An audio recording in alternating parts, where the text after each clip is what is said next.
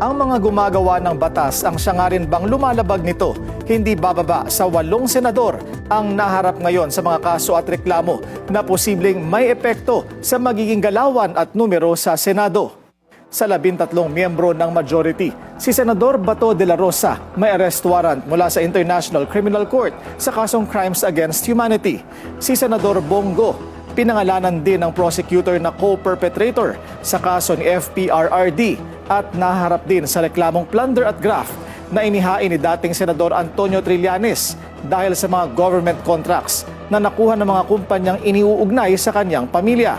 Si Senador Chis Escudero na isyuhan ng precautionary hold departure order ng Sandigan Bayan habang iniimbestigahan ng ombudsman dahil sa plunder, graft at indirect bribery kaugnay ng flood control scam. Muli ring nabuhay ang issue sa pagtanggap ni Escudero ng campaign donation mula sa isang government contractor matapos sabihin ng COMELEC na magsasagawa ito ng full preliminary investigation. Halos ganito rin ang issue kay Senator Rodante Marcoleta.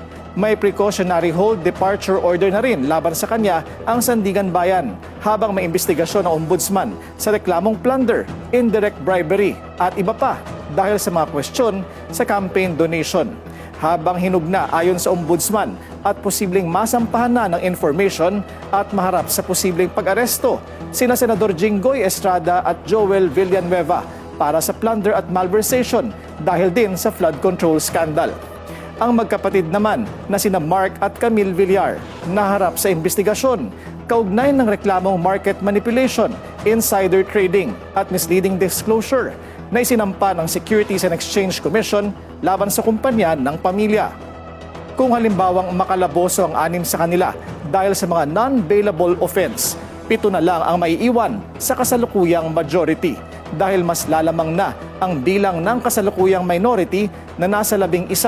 Sapat na ito para manaig ang boto nila sa mga panukalang batas at mga resolusyon at pagpuno sa mga committee chairmanship dahil binibilang lang ang boto ng mga present alinsunod sa Senate rules.